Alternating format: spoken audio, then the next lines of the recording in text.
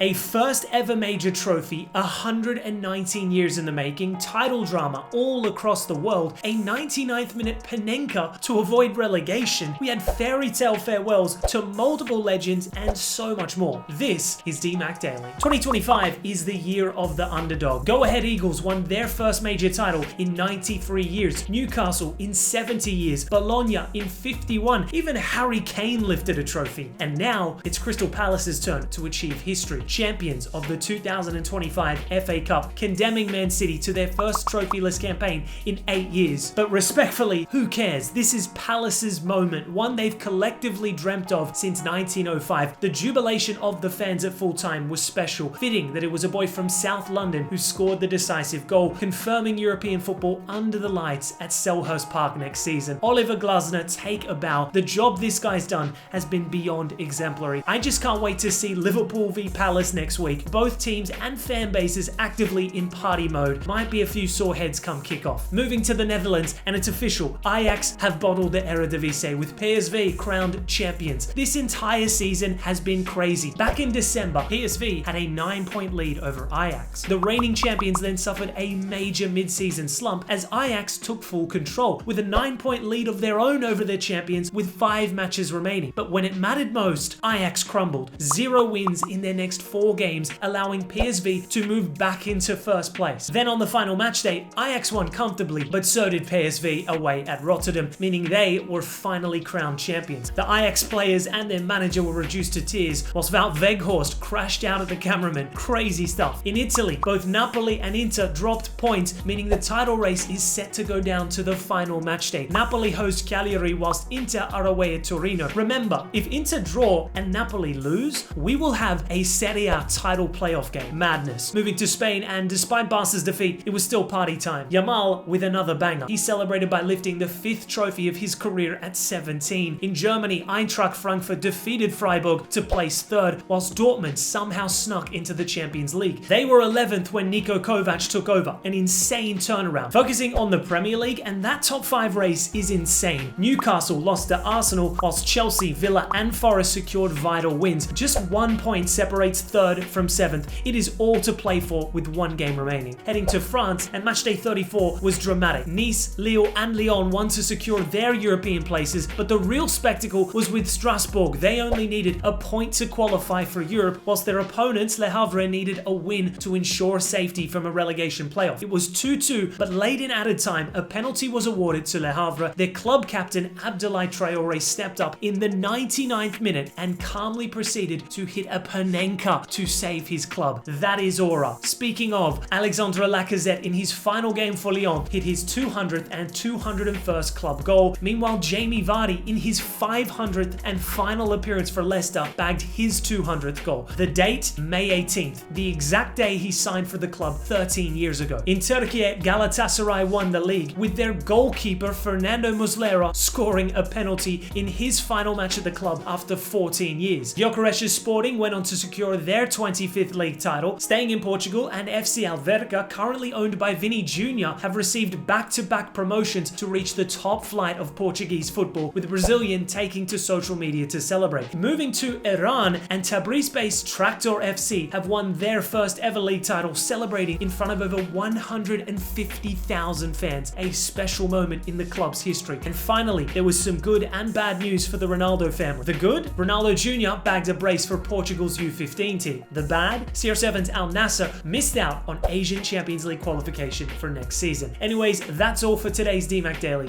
See you tomorrow.